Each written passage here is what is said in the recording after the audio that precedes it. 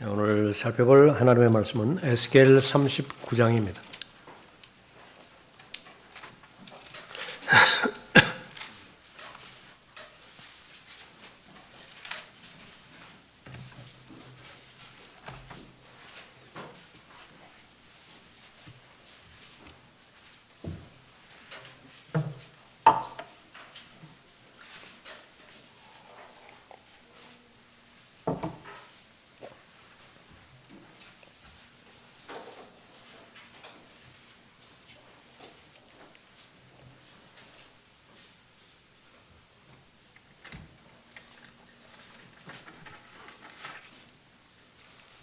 에스겔 39장 25절부터 29절까지 받들어 읽겠습니다.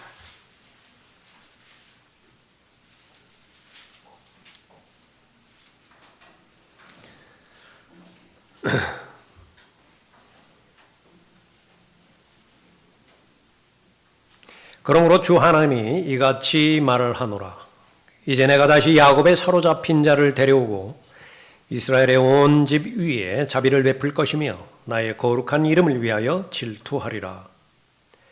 그 후 그들이 그들의 땅에 평안히 거하고 아무도 그들을 두렵게 하지 않았을 때 그들은 그들의 수치와 나를 거역하여 범죄한 그들의 모든 범죄를 짊어졌도다. 내가 그들을 다시 백성들로부터 데려오고 그들의 원수의 땅으로부터 그들을 모으고 내가 많은 민족들의 목전에서 그들로 인하여 거룩하게 되었을 때에 내가 그들을 이방 가운데로 사로잡혀 가게 하였으나 내가 그들을 그들의 본토로 모았으며 그들 중 아무도 더 이상 거기에 남기지 아니하였으니 그들이 나를 주 그들의 하나님인 줄 알리라. 내가 더 이상 그들로부터 내 얼굴을 숨기지 아니하리니 이는 내가 나의 영을 이스라엘 집 위에 부었음이라. 주 하나님이 말하노라. 기도하겠습니다. 아버지 하나님, 오늘도 최상의 경배를 드릴 수 있도록 모든 여건을 마련해 주셨습니다.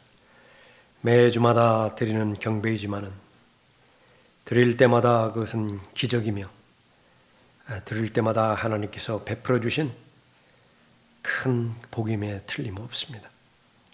베풀어 주신 하나님의 은혜의 마음으로부터 감사드리는 하나님의 자녀들이 주신 은사대로 또 주신 은혜대로 최상으로 주님 앞에 자신의 마음을 드리고 손길을 드리고 또 입술의 열매를 드렸습니다.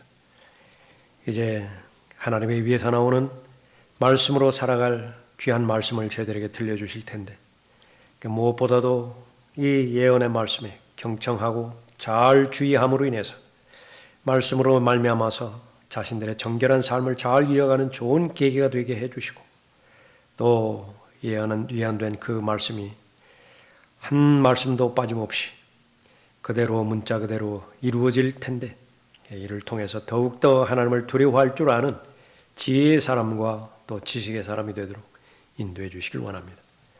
마귀가 이 시간 공격하지 못하도록 보호해 주십시오. 저를 주님 명으로 충만하게 채워 주십시오. 주 예수 그리스도의 이름으로 기도드렸습니다. 아멘. 가장 위대한 예언 이스라엘의 회복이라고 하는 제목으로 말씀드리겠습니다.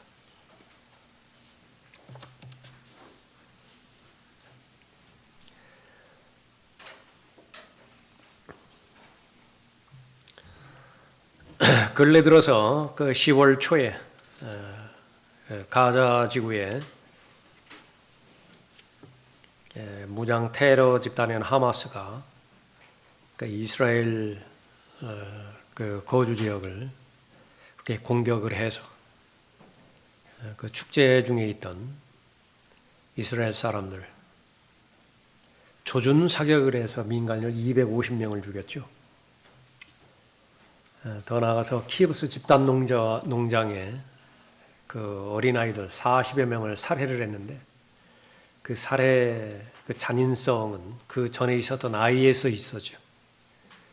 그들도 행하지 않는 그런 잔인무도한 짓을 그렇게 행했습니다. 그래서 이스라엘 자체가 평가하기를 이번에 비극은 홀로코스트 이후에 최초의 그 비극이다라고 하는 그런 평가를 내리기도 했습니다. 하나님의 말씀인 성경에 의하면 이 역사의 주인공은 바로 유대인이고요. 유대인으로 이루어진 이스라엘 민족을 통해서 하나님의 역사는 계속해서 돌아가는 것입니다. 세계사라고 하는 시계에 유대인은 시침에 해당되어진다라고 하는 말을 하기도 합니다. 가장 중요한 것이 시침 아니겠습니까? 세상은 끊임없이 이 유대인들을 박해하고 또 유대인들을 없애려고 하는 그런 목적 가운데서 역사가 실현이 되어져 왔습니다. 유대인이 없으면 예수 그리스도께서 초림하실 수 없어요. 유대인이 있어야 예수 그리스도께서 초림하실 수 있습니다. 이스라엘 민족이 없으면요, 예수 그리스도께서 이루실 천년 왕국이 불가능합니다. 예수님께서 지상에 세워질 천년 왕국을 세우기 위해서는 반드시 유대인이 필요한 거예요.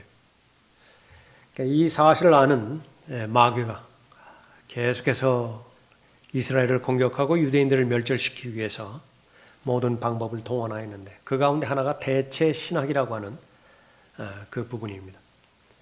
아주 이른 시기부터 2세기 초부터 시작해서 이 배교한 그 신학자들이 AD 135년에 로마가 예루살렘을 공격했는데 그것이 이제 마지막 공격, 몇 번에 대해서 공격을 했는데 여러 번의 디아스포라가 발생을 했지만 그때에 가장 커다란 디아스포라가 발생을 했습니다.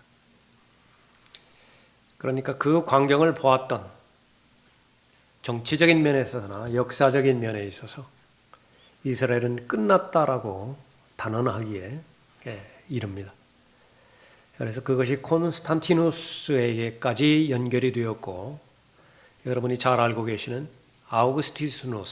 어거스틴이라고 하는 사람이 집대성을 해서 거의 대부분의 교회에서 후천년주의, 무천년주의를 지향하는 교회들이죠. 그것은 아주 주된 신학으로 자리 잡고 있습니다. 하나님께서 이스라엘을 완전히 끝내셨고 그 다음에 그 이스라엘에게 주신 약속들, 언약들을, 복들을 그것은 다 교회가 대체하였다. 대체해서 교회가 받는다라고 그렇게 말하는 것입니다. 그 교회의 역사라고 하는 그런 영역도 있지만은 교회의 역사를 하나님께서 주관하시는 것은 물론이고 병행해서 세계의 역사 또한 하나님께서 주관하지 않으시겠어요? 근데 그 세계의 역사를 주관하는 데 있어서 부인할 수 없는 것이 이스라엘의 역사입니다. 누군가가 궁정 목사에게 물었습니다. 하나님이 계시다라고 하는 것을 입증해 보라고. 단 한마디로 말하는 것이 바로 유대인입니다라고 하는 거예요. 유대인의 그 역사를 보면 그 어떤 많은 기적들보다도 위대한 기적을 입증하는 것이고요. 그 수천 년간 나라 없이 떠돌아다니면서도 자신의 민족성을 잃어버리지 않고 자신의 언어도 잃어버리지 않고 또 자신의 신념도 잃어버리지 않는 민족은 존재하지 않는 것입니다.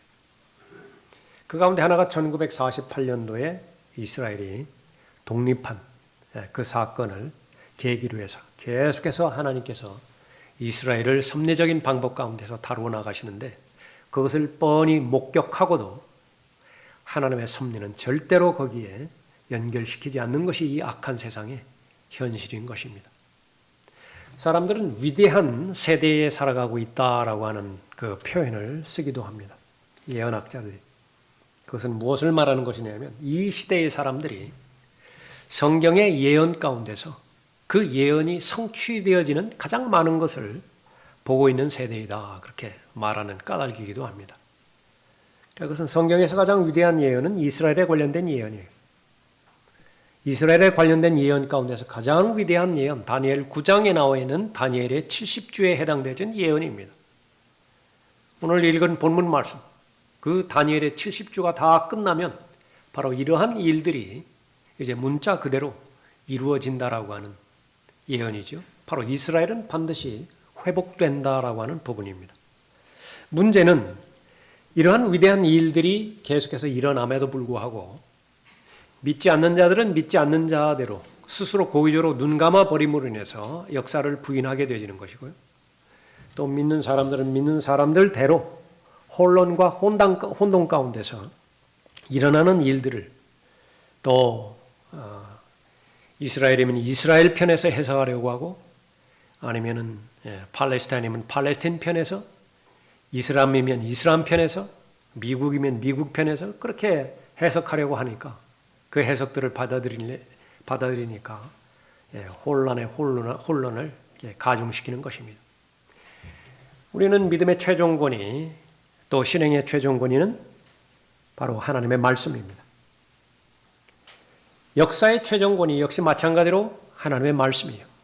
과학은 물론이고 모든 미생물학 또 천체학 역시 마찬가지로 하나님의 말씀으로 최종적으로 판단하는 것입니다. 여러분들이 역시 마찬가지로 일어나는 일들 하나님의 말씀으로 잘 해석해 보고 하나님의 말씀으로 조명해 봄으로 인해서 얼마만큼 하나님의 말씀이 정확무오하고 또 이 예언의 말씀이 얼마만큼 하나님의 때를 향해서 정확하게 나아가고 있는 것인지 잘 알아야 될 필요가 있는 것입니다. 그 결과는 무엇이에요? 요한일서 3장에서 언급하고 있는 것처럼 하나님의 아들들이 나타날 때 바로 예수 그리스도께서 나타나실 때에 우리 모두가 다 그와 같이 될 것을 안다고 말했죠. 결론은 무엇입니까? 거룩한 삶을 계속해서 추구하는 것입니다. 깨끗한 삶을, 믿음의 삶을 더욱더 추구하는 것이죠. 베드로후서 3장에서 베드로는 더 범위를 넓혀서 이스라엘의 역사뿐만 아니라 회복뿐만 아니라 이 우주 전체가 어떻게 결론을 날 것이냐를 언급하고 있죠. 옛 세상, 이전에 있던 세상, 현재 있는 하늘과 땅, 또 새 하늘과 새 땅, 그것을 예언의 말씀으로 제시해 주면서 그것을 안 사람들은 얼마만큼 경건한 삶을 잘 살아야겠느냐, 거룩한 삶을 잘 살아야겠느냐 말씀하고 있죠. 여러분들은 이스라엘의 예언에 대해서 많은 지식을 가지고 있을 것입니다. 또 그 예언의 말씀이 얼마만큼 정확하게 잘 이루어져 가고 있는 것인지도 잘 아실 거예요. 그렇다고 한다면 그것이 모순되지 않기 위해서 여러분 개인의 삶 역시 마찬가지로 더욱더 경건한 삶에 집중하고 거룩한 삶에 집중할 것입니다. 그러면 바로 하나님의 말씀에 의해서 여러분은 가장 합당하게 가장 거룩한 삶을 잘 살아가고 있는 것입니다. 세 가지로 살펴볼 텐데 오늘 본문 말씀을 통해서 예언의 말씀, 가장 위대한 예언의 말씀 이스라엘이 회복되어지는 것인데요. 첫 번째는 땅이 회복되어질 것을 말씀하고 있고요. 두 번째로는 민족이 회복될 것을 말씀하고 있고 또 그 다음으로는 영적으로 회복될 것을 말씀하십니다. 첫 번째는 땅의 회복이 이루어질 것입니다. 25절을 보십시오.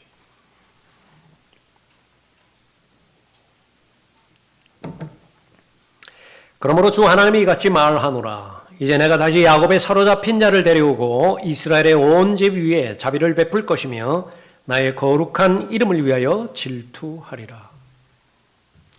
그 후 그들이 그들의 땅에 평안히 거하고 아무도 그들을 두렵게 하지 않았을 때 그들은 그들의 수치와 나를 거역하여 범죄한 그들의 모든 범죄를 짊어졌도다. 야곱의 사로잡힌 자를 데려오셨다라고 하는 그 부분이고요. 이것은 이미 과거에 성취되었고 앞으로 계속해서 성취되어질 그런 부분입니다. 천년 왕국에서 이제 완성될 그런 그 부분이죠. 이 역사를 주관하시는 하나님께서 이스라엘을 땅으로 돌아오게 하기 위해서 근대사, 현대사를 통해서 일을 하고 계시는 것인데, 역사하고 계시는 것인데 그것을 하나님의 관점에서 살펴보아야 될 필요가 있는 것입니다. 하나님의 관점에서 역사를 조명해야 되어지는 것이죠. 1차 세계대전은 여러분이 들어보신 것처럼 이스라엘의 땅을 마련하기 위한 전쟁이다. 그렇게 알고 있습니다. 하나님의 관점에서는 명확한 진리, 세계에서는 어떻게 해석하고 어떻게 관찰할지 모르지만 1914년부터 1918년 동안에 있었던 그런 전쟁이죠. 우리나라로 말하면 일제강점기 시대입니다. 독일과 오스트리아 그리고 헝가리 그리고 빼놓을 수 없는 것이 오스만 제국, 그것이 한 연합을 이루게 되었고요. 또 영국과 프랑스, 러시아가 또 한 연합을 이루게 되었던 것입니다. 영국과 이 프랑스가 이 전쟁에서 이기기 위해서는 오스만 제국을 무너뜨려야 되는데, 오스만 제국은 로마 제국에 이어서 이 북아프리카라든지 이탈리아 반도라든지 이 중동 지역이라든지 중동의 맹주로 활약하고 있던 그런 제국이었죠. 그것을 반드시 무너뜨려야만 되었던 것입니다. 그런데 그때의 그 현실이 독립하지 못한 그런 이슬람 국가들, 아랍 국가들이 많이 있었는데 그 독립을 원하고 있었던 때였습니다. 그래서 이 아랍 민족주의를 이용해서 오스만 제국에 대항할 수만 있다고 한다면, 그 군사력을 영국이 얻을 수만 있다라고 한다면 승리할 수 있겠다라고 하는 계산을 넣은 것입니다. 그런 목적에서 이 영국의 고등법무관 맥마흔이라고 하는 사람이 또 이 이슬람의 그 아랍의 그 지도자에 해당되는 후세인이라고 하는 사람하고 약 10여 차례 서신이 오고 갑니다. 그것을 맥마흔 선언이라 그렇게 말합니다. 후세인 맥마흔 선언, 그렇게 말하기도 하는 것입니다. 내용은 전쟁이 승리로 끝나게 된다면 영국이 바로 그 지역에, 아랍 지역에, 팔레스타인 지역이죠, 독립국가를 수립하도록 그렇게 지원하겠다라고 그렇게 말하는 것입니다. 그래서 군사적인 지원을 영국에 하라. 여기에 대해서 이 아랍 국가들이 아주 확신을 합니다. 영국을 굳게 믿죠. 지원을 하고요. 그 결과 상당한 타격을 입힙니다. 그래서 승리의 그 주 원인이 되어지기도 하죠. 전쟁이 계속해서 진행되어지는데 영국의 계획대로 되어지지가 않습니다. 거기에 많은 변수가 있는데 그 가운데서 하나가 독일이 예상보다 더 강력한 것이에요. 전쟁이 지속되어지면 뒤따르는 문제가 바로 전쟁 자금이죠. 많은 돈이 필요한 것인데, 그래서 이 전쟁 자금을 마련하기 위해서 또 이 채권도 발행하게 되어지죠. 전쟁 채권입니다. 근데 누가 사줘야 되죠. 그래서 전쟁 중에 누가 그것을 사주겠습니까? 그래서 생각한 것이, 지금 전국을 떠돌아다니지만은 아직 자기 나라는 없지만은 금융업에 관련돼서 주도권을 쥐고 있는 이 유대인들에게 초점을 맞춥니다. 그 가운데서 로스차일드라고 하는 가문, 그 가문에게 편지를 해서 외무장관 벨포어가 편지를 하게 되는 거죠. 그래서 보장을 해주는 부분입니다. 여기서 전쟁 자금을 지원을 해주면, 다시 말하면 채권을 사준다라고 한다면 마찬가지로 팔레스타인 지역에 이스라엘의 독립정부를 세워주겠다라고 말하는 것입니다. 영국 국왕 폐하의 정부는 유대민족을 위한 국가를 팔레스타인에 수립하는 것을 적극적으로 찬성합니다. 이뿐만 아니라 또 이스라엘의 기술을 또 필요로 했는데, 포탄을 제작하는 데 있어서 거의 필수적으로 들어가는 것이, 화약의 주 원료로 들어가는 것이 아세톤이었어요. 근데 그 아세톤의 기술, 그 특허를 가지고 있는 것이 유대인 바이치만이라고 하는 사람이었습니다. 나중에 유대인 이스라엘 초대 대통령이 되지만, 그러니까 그런 지원도 그렇게 받으려고 했었던 것이죠. 그런데 똑같은 팔레스타인 지역을 놓고 아랍을 향해서는 아랍 국가를 세워주겠다라고 약속을 하고요. 2년이 지난 다음에, 그것이 1915년이었는데 1917년에 벨포어 선언을 함으로 인해서 그것을 이중 계약을 맺게 되었던 것이죠.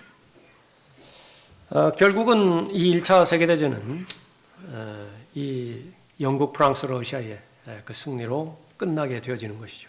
오스만 제국은 자연스럽게 해체가 되어지고 팔레스타인 지역은 영국의 보호령으로 남게 되어지는 것입니다. 로스차일드 가문의 그 세력이 너무나 강했기 때문에, 재정적으로 너무나 강했기 때문에 아랍과 또 이 유대인들 둘 사이에서 영국은 아랍의 손을 들어주지 않고 유대인의 손을 들어줍니다. 그리고 나서 전쟁이 1차 전쟁이 세계대전이 끝남으로 인해서 후퇴를 해버립니다. 거기에 갈등만 남는 것이에요. 일단 이 팔레스타인 지역이라고 하는 그 이름부터 우리가 살펴보면요, 로마 제국이 그 유대인들을 정복했을 때에 다른 민족과는 다르게 유대 민족은 아주 거칠게 대항을 했습니다. 로마 제국에. 그래서 몇 번에 걸쳐서 예루살렘을 정복했는데 여러분이 잘 알고 계시는 AD 70년이 그 한 번이었고요. 그래서 완전히 무너뜨려 버렸죠. 그 외에도 계속 봉기가 일어납니다. 그래서 135년에 이제 완전히 초토화시켜 버립니다. 그리고 나서 로마 제국이 지도상에서 유대라고 하는 그 이름을 완전히 지워버리겠다 결심을 합니다. 그 대안으로 역사적으로 가장 많이 유대인을 괴롭혔던 필리스티아인이 있어요. 지중해 연안의 그 부족이었었죠. 그 이름을 따와서 모욕하는 그런 의도에서 유대인을 아주 모욕하는 것입니다. 그래서 그 이름으로 로마가 팔레스타인이라고 하는 이름을 지어준 거예요. 거기에는 팔레스타인의 사람이 단 한 사람도 포함되지 않습니다. 그냥 이름이 그렇게 거명이 되었을 뿐이에요. 그래서 그를 기점으로 해서 역사는 유대인들이 아주 혐오의 대상이 되어졌는데, 그 주된 이유 가운데 하나는 메시아를 죽인 것이죠. 예수 그리스도를 죽인 장 본인 민족이라고 하는 그 부분이고, 또 하나는 선민 사상이었습니다. 자기들만 선택받았고 다른 사람은 사람 취급도 하지 않았죠. 실제로 객관적인 입장에서 보면 이스라엘은 아주 악한 짓들을 많이 합니다. 특히 그 고리대금이라든지 이런 부분을 통해서 아주 사람들에게 아주 혐오감을 그렇게 주기도 하고요. 또 이 팔레스타인과 이스라엘의 그런 그 전쟁, 1차 전쟁부터 시작해서 아주 잔혹한 일들을 많이 그렇게 저지르는 것도 또한 사실입니다. 어쨌든 1차 세계대전, 하나님의 관점에서 보면 딱 하나입니다. 그것은 역사의 주인공이 이스라엘이 바로 땅이 있어야 돌아가게 되어지는 것인데, 이런 벨포아 선언을 통해서 이름으로 인해서 이스라엘을 땅으로 돌아가게 땅을 마련하는 것입니다. 그 배경 가운데서 왜 영국이 맥마흔 선언이라고 하는 그 이중 계약을 하게 되었는 것인가? 그것이 아니면, 그렇게 조장을 하지 않았다라고 한다면 역사는 지금까지 하나님의 방향으로 이루어지지 않기 때문에 그런 것입니다. 두 번째는 바로 이 민족이 회복되어질 것이라 그렇게 말씀하고 있죠. 27절 보십시오. 내가 그들을 다시 백성들로부터 데려오고 그들의 원수의 땅으로부터 그들을 모으고 내가 많은 민족들의 목전에서 그들로 인하여 거룩하게 되었을 때에 내가 그들을 이방 가운데로 사로잡혀가게 하였으나 내가 그들을 그들의 본토로 모았으며 그들 중 아무도 더 이상 거기에 남기지 아니하였으니 그들이 나를 주 그들의 하나님인 줄 알리라. 이 역시 마찬가지로 천년왕국에서 이제 완성될 부분인데, 이 부분이요, 계속해서 이스라엘 민족이 약속된 땅으로 돌아오는 것이 바로 1948년을 기점으로 해서 계속 진행이 되었던 것입니다. 디아스포라는 흩어지는 것을 말하는 거죠. 흩어지는 것을 말하는 것입니다. 이에 반대 개념으로 아일라라고 하는 개념이 있습니다. 그것은 전국에 흩어졌던 유대인들이 예루살렘으로 도착하는 것을 말하는 것입니다. 제2의 출애굽이에요. 이집트의 세상을 예표하던 이집트로부터 탈출해서 약속의 땅으로 가는 것이 출애굽 사건이었다고 한다면, 지금 말 그대로 전 세계에 흩어져 있죠. 전 세계에 흩어져 있던 유대인들이 바로 예루살렘으로 본토로 계속해서 돌아오게 되어 오는 것이죠. 그것이 바로 2차 세계대전을 하나님께서 허락하신 그 까닭입니다. 1차 세계대전을 통해서 약속의 땅을 마련해 주셨다고 한다면 2차 세계대전을 통해서 유대인들을 돌아오게 만드는 것입니다. 땅이 마련되었을 때에, 벨포아 선언이 확인이 되었을 때에 둘 사이에, 팔레스타인과 유대인 사이에 그 갈등과 또 그 전쟁, 싸움, 그것이 아주 끊이지 않았던 것입니다. 그런데 이 부분을 해결할 수 있는 유일한 장본인이 바로 국제연합에 해당되지는 유엔이었는데, 영국이 여기서 철수를 해버리니까 그것을, 그 짐을 유엔이 맡은 것이죠. 유엔에서 결정하기를, 최종적인 결정은 영토를 거의 50% 정확하게는 43%하고 57%가 그렇게 정하게 되어 있는데, 그때의 팔레스타인 지역에 유대인이 소속됐던, 그런 차지하고 있었던 땅이 6%였습니다. 거주 사람들은 얼마가 되었었느냐 그러면 3분의 1에 해당되지는 사람이 있었어요. 그런데 유대인들의 입장에서는 찬성했습니다. 너무 좋지요. 6%의 땅을 차지하고 있었는데 그것이 50%로 늘어난다는데. 그러나 이슬람 측에서, 아랍 측에서는 반대할 것은 너무나 뻔한 것입니다.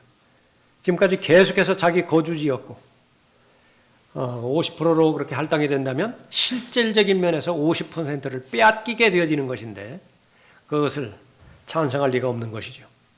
그런데 이 이스라엘의 그 독립이 이루어게 되어진 그 부분은, 그 시작은 시오니즘이라고 하는 사건으로부터 시작이 되어집니다. 19세기 초에 프랑스의 장교 한 명이, 드레피스라고 하는 장교 한 명이 있었는데요. 이 군사 첩보사항을 독일군에 넘겼다라고 하는 죄목으로 재판을 받습니다. 무죄가 명명백백하게 드러났음에도 불구하고 유죄 판결을 내렸는데 누구나가 알 정도로 유대인이었다라고 하는 이유였습니다. 이 사건을 담당했던 그 유대인 언론인 프리츠리라고 하는 사람이 시오니즘을 주창하고 국가가 없는 서러움에 대해서 전 세계 최초로 표방을 하게 되어집니다. 그러나 거의 대부분의 유대인들은 여기에 관심을 두지 않습니다. 그것은 마치 바빌론의 포로로 끌려갔을 때에 70년 동안 바빌론에 정착을 했죠. 나름대로 살만한 것입니다. 다시 한번 에스라 느헤미야를 통해서 본토로 돌아가게 되어지는데 누가 자기의 그 본거지를 다 놔두고 아무것도 없는 자기의 고향이지만은, 거룩한 땅이라고 하지만은 그곳으로 가겠습니까? 소수의 사람들만 옮겨가게 됐던 것이죠. 1차 세계대전 끝날 때도 마찬가지였습니다. 아무도 이 시오니즘에 대해서 관심이 없었는데 또 하나님께서는 이 독일의 나치당을 통해서 히틀러에게 명령을 내리시는 것입니다. 유대인들을 죽이라고. 여러분들이 구약 역사를 통해서 잘 아시는 것이지만 성경의 역사는 무엇이냐면 바로 아시리아의 산헤립을 이스라엘 땅으로 들여보내는 것은 산헤립 자신이 아니에요. 하나님께서 들여보내는 것입니다. 마찬가지로 바빌론의 느부갓네살 왕을, 바빌론의 예루살렘을 3번에 걸쳐서 공격하고 예루살렘을 무너뜨린 것, 그것은 하나님의 허용하심이에요. 하나님의 역사라고요. 그러면 성경의 역사가 끝날 때까지는 하나님의 역사로 인정을 하지만 성경의 역사가 끝난 다음에 계속 이어지는 역사 가운데서는 왜 하나님을 배제시키는 것이에요? 그건 모순이라고요. 조금 전에 대체신학 우리가 살펴봤지만은요. 성경에는 얼마나 많은 이스라엘에 대해서 저주의 내용이 많이 나옵니까? 하나님의 말씀에 불순종하고 또 하나님을 배반하고 우상숭배하고 그렇게 됐을 때 복의 대상이 아니라 저주의 대상이라고 언급하고 있죠. 그것은 이스라엘로 다 받아들이는 거예요. 그런데 나머지 복에 관련된 말씀, 복에 관련된 예언의 말씀을 왜 교회가 그것을 대체해서 받아가죠? 그것도 역시 마찬가지로 이스라엘에게 약속된 말씀인 것입니다. 유대인들이 땅이 마련되어도 움직이지 않으니까 이제 박해를 통해서 유대인들을 땅으로 돌아가게 만들죠. 그 당시에 유대인의 민족이 900만 명이었습니다. 인구가. 거기에 3분의 2에 해당되어지는 600만 명이 아우슈비츠라든지 트레블링카라든지 이런 집단 수용소에서 가스로 죽고 총살당하고 고문당하고 그렇게 해서 바로 강제적으로 이스라엘 땅으로 돌아가게 되었던 것이죠. 그것이 바로 하나님의 관점이었던 것입니다. 그렇게 해서 돌아오게 된 이스라엘 그 부분에 대해서 1948년도 5월 14일에 이제 이스라엘이 독립을 하게 되죠. 그것을 받아들이지 못했던 나머지 팔레스타인에 거주했던 이슬람인들, 아랍인들은 그 이틀 뒤에 전쟁을 일으킵니다. 그 전쟁의 결과는 이스라엘의 승리로 끝나게 되죠. 그 이후로부터 계속해서 2차 중동전쟁, 3차 중동전쟁, 여러분이 잘 알고 계시는 6.1 전쟁이라든지 또 4차 중동전쟁, 욤 키프르 전쟁이죠. 계속해서 이것은 하나님과 마귀와의 대리전쟁입니다. 하나님께서는 이스라엘을 지키려고 하고 또 이스라엘을 둘러싸고 있는 모든 세력들, 그것은 불가능하거든요. 지금 이스라엘은 8대 강국이 되어 있고 또 개인당 GDP가 지금 5만 불을 넘어서 있고요. 그렇게 되는데 지금 현실적인 그 상황 가운데서는 불가능한 나라예요. 맨 위로는 레바논이 있죠. 또 시리아가 있죠. 가장 많은 그 경계를 차지하고 있는 것이 바로 요르단이죠. 그 밑에 사우디아라비아가 있고 또 이집트가 있고 이라크와 이란 역시 마찬가지로 대적을 이루고 있는 것이죠. 그 가운데서 이스라엘을 보호하시는 것, 그것은 바로 하나님의 손길임에 틀림이 없는 것입니다. 지금 그 4차 전쟁 때에는 4차 중동 전쟁은 이스라엘이 거의 멸망 직전까지 갑니다. 욤 키프르 속죄일이죠. 그때에 바로 아랍의 연합군들이 즉각적으로 전쟁을 벌였는데 이스라엘이 30일간 고립을 당합니다. 급작스러운 초전에 17개 여단이 괴멸당하고요. 30일간 고립이 되었는데 그때 조금만 이제 방치하면 없어지는 거예요. 근데 그때에 미국이 개입을 하죠. 그렇게 해서 군수물자, 생활필수품 이것을 항공편으로 계속 조달을 하는 것인데 거의 6,000번에 걸쳐서 항공 지원을 합니다. 5,566회.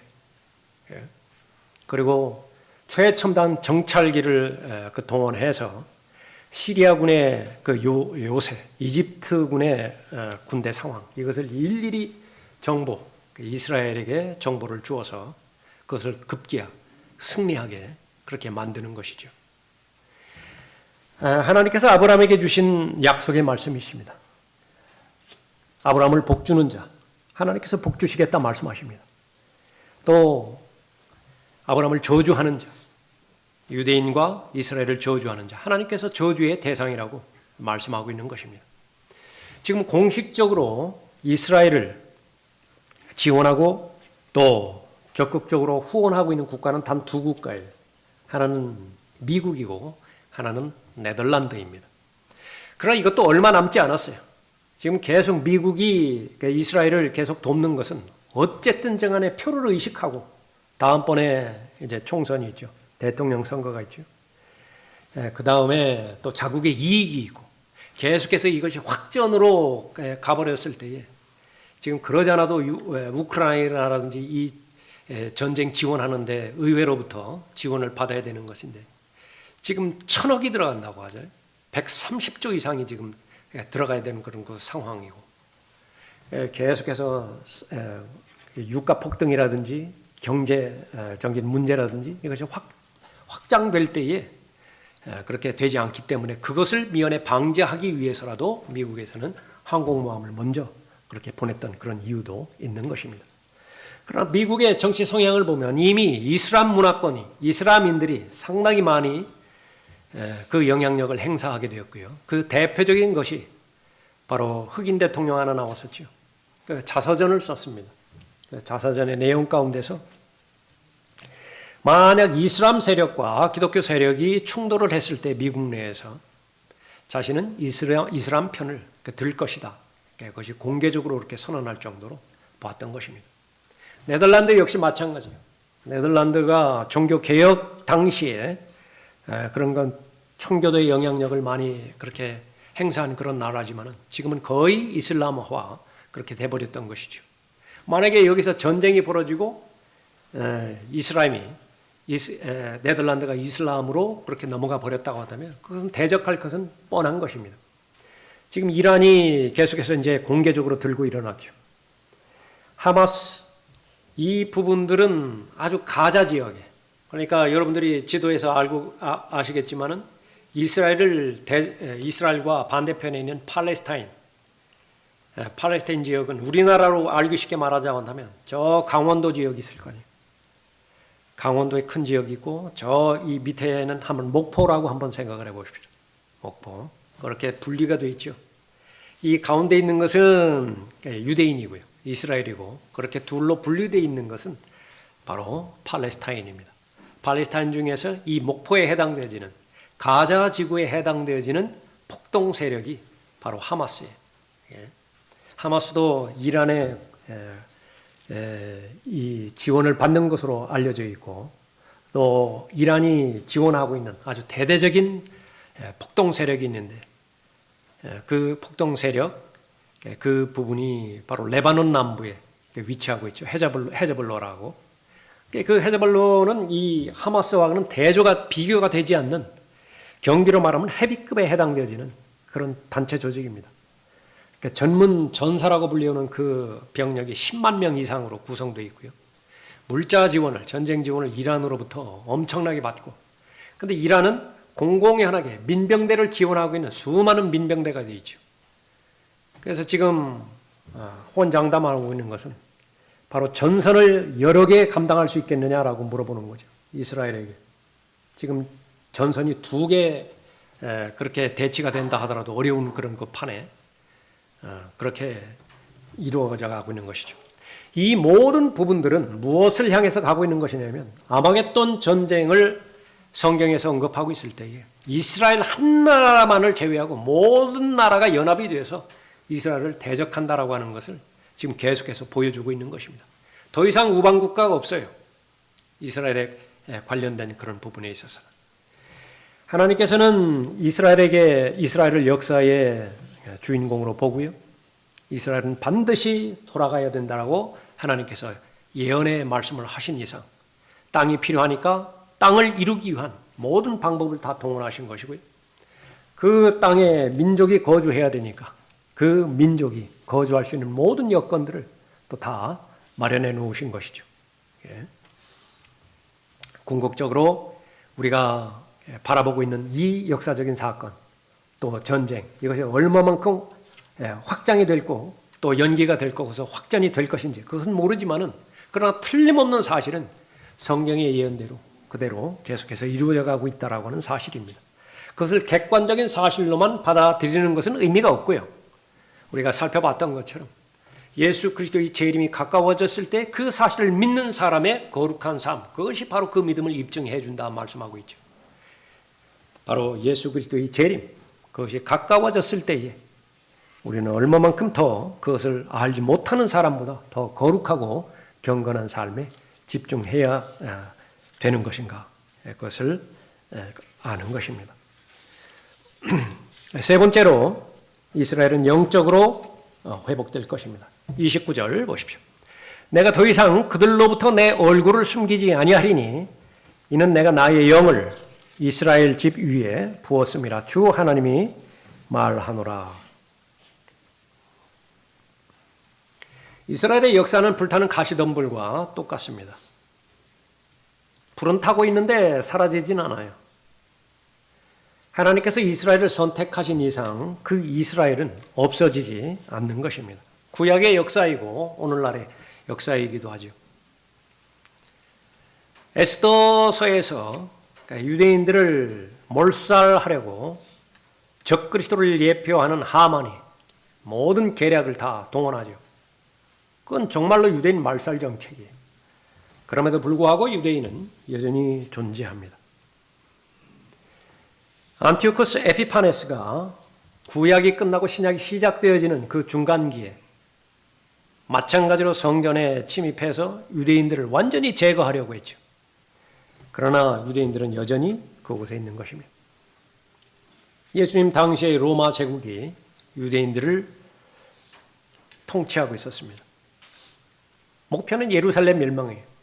2번이나 예루살렘을 멸망시켰죠. 살펴봤던 것처럼 AD 70년에 한 번, AD 135년에 한 번 멸망시켰어요. 유대인이 없어져야 되죠. 그럼에도 불구하고 유대인은 여전히 존재하는 것입니다. 교회가 유대인을 박해하는데 방조했다라고 하는 것을 회개한다라고 하는 소식을 간간히 들을 수 있으실 거예요. 거기서 말하는 교회는 무엇을 말하는 것이냐면 카톨릭을 말하는 거예요. 카톨릭 교황들은요, 나치의 그 히틀러의 유대인 말살 정책에 아주 적극적으로 지원했던 세력입니다. 히틀러는 아주 신실한 카톨릭 성도였어요. 회원이었다고요. 그 사실을 지금 회개한다고 그렇게 말하는 것인데, 유대인을 박해할 때 카톨릭이 앞장서서 유대인 개토 지역을 만들고요. 격리 지역이죠. 그리고 계속해서 가진 방법으로 마치 이 암흑시대 때에 성경대로 믿는 사람들을 고문하고 박해했던 것처럼 유대인들을 그렇게 박해했던 것입니다. 없어졌는가? 여전히 존재하는 것입니다. 아무리 스페인의 종교재판소 같은 것을 동원해서 불태워서 죽여버린다 하더라도 유대인들은 여전히 건재하는 것입니다.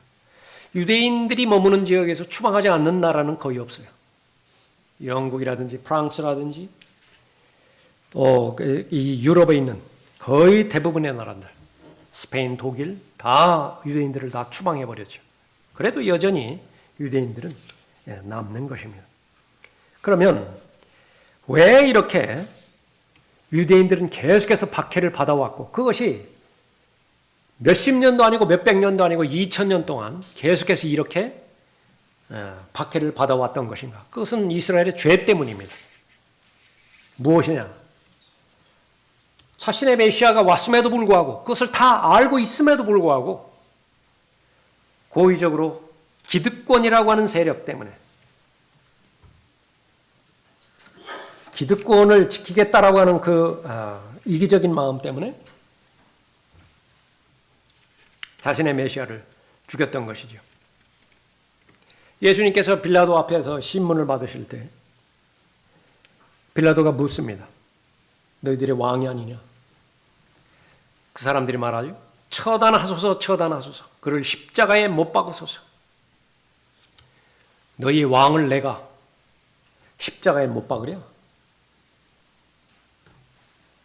이 사람들이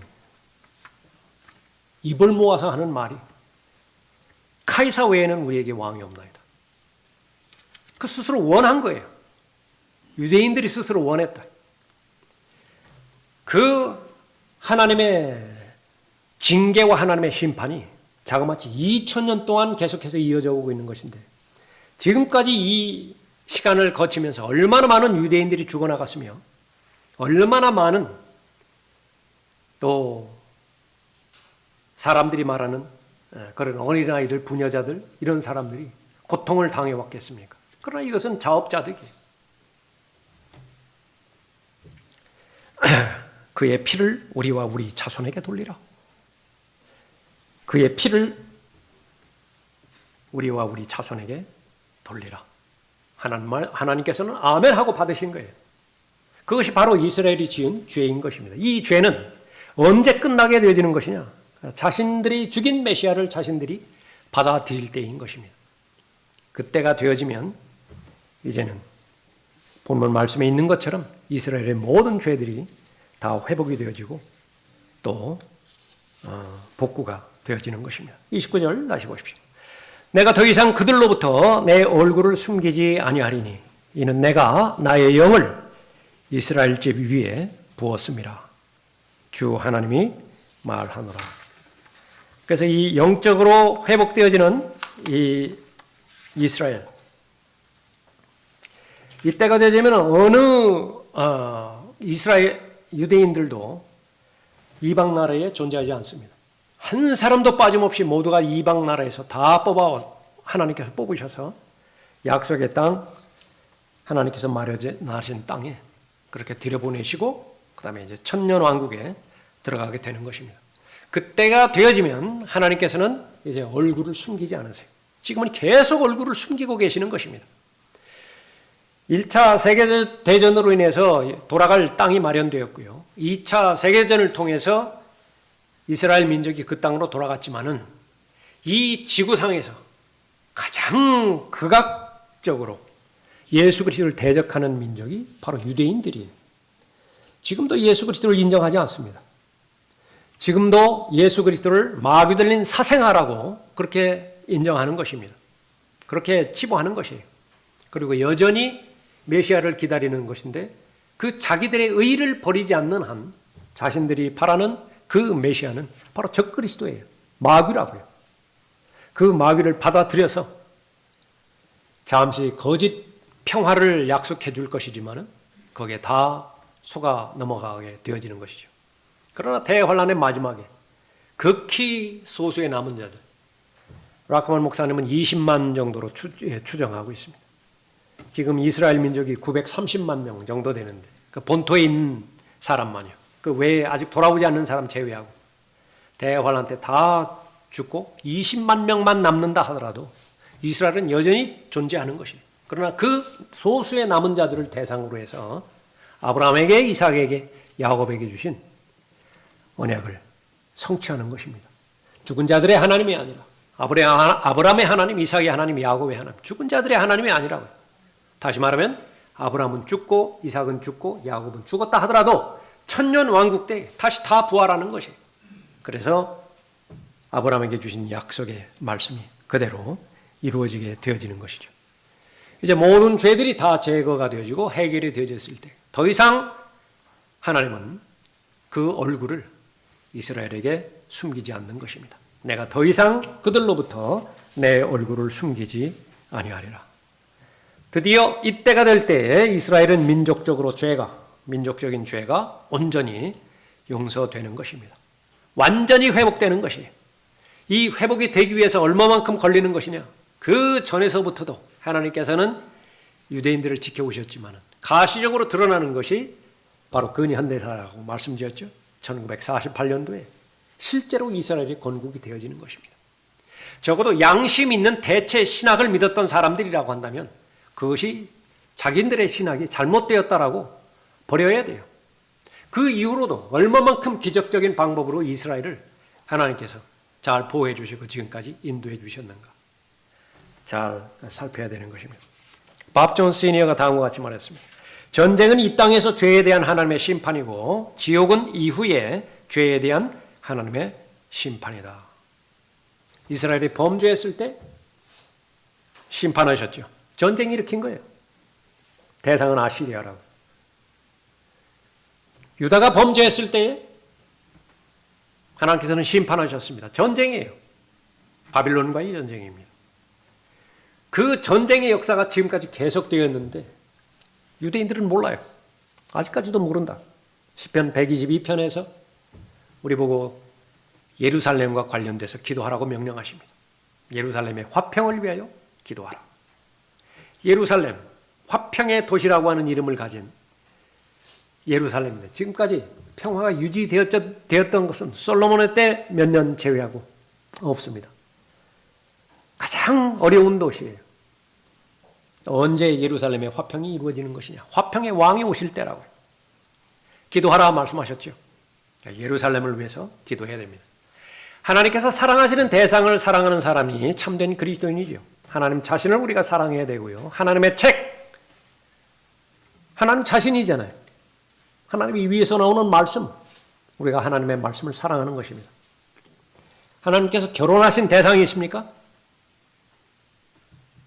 하나님께서 결혼한 대상이 있다고요.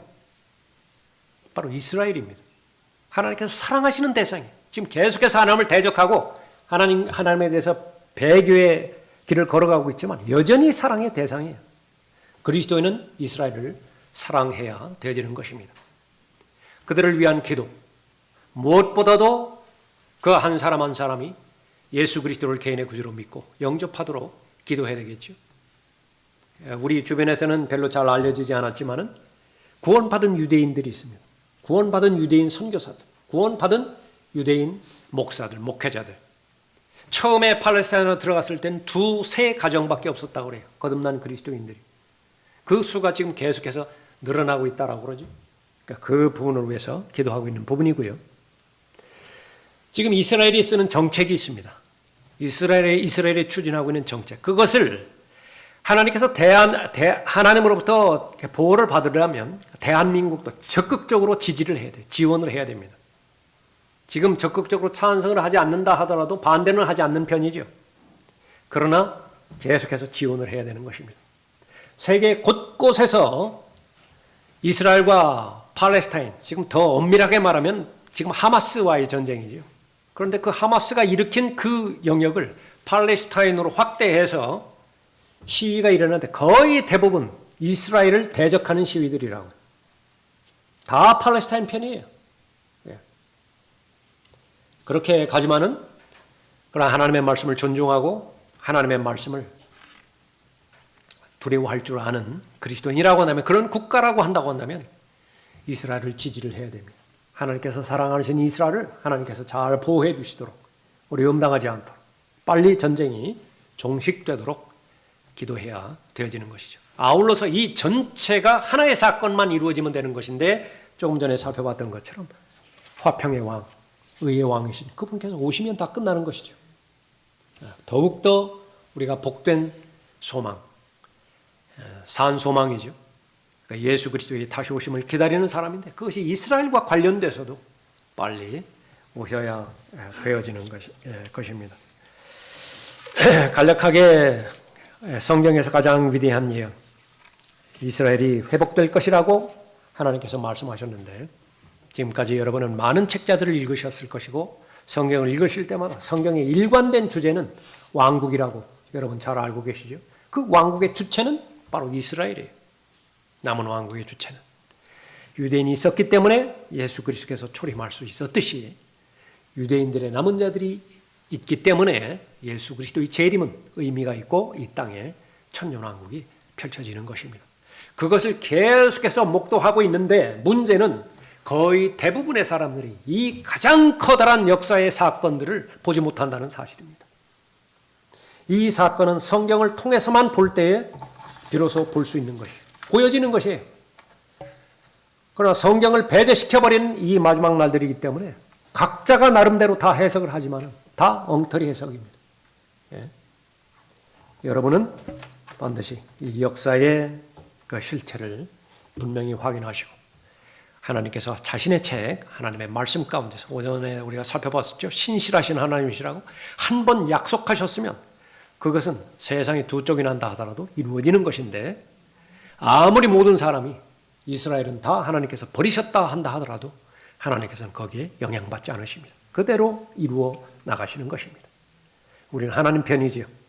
하나님의 관점에서 계속해서 더 다른 때도 그렇지만 더 이스라엘에 대해서 관심을 가지시고 성경 열심히 읽으시고, 또 이스라엘의 화평을 위해서 기도하라고 말씀하셨을 만큼 기도하시고, 또 여러분의 삶을 더욱더 거룩하고 경건한 삶에 잘 맞추시는 여러분이 되시기 바랍니다. 기도하겠습니다.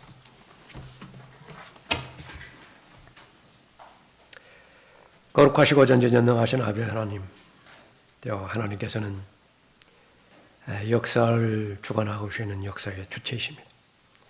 하늘과 땅을 창조하신 창조주 하나님이시며, 개인의 생사화복을 주관하실 뿐만 아니라 한 나라 한 나라, 제국 제국의 흥망성쇠를 주관하고 계시는 주체자가 되십니다. 하나님께서는 이 세계사의 역사의 주인공을 이스라엘로 보고 계십니다. 또 이 하나님의 시간 계획에 이스라엘은 계속해서 하나님의 예언의 말씀의 성취를 위해서 계속해서 나아가고 있습니다. 기적 가운데 기적, 초자연적인 현상 가운데 현상은 바로 이스라엘입니다. 유대인입니다.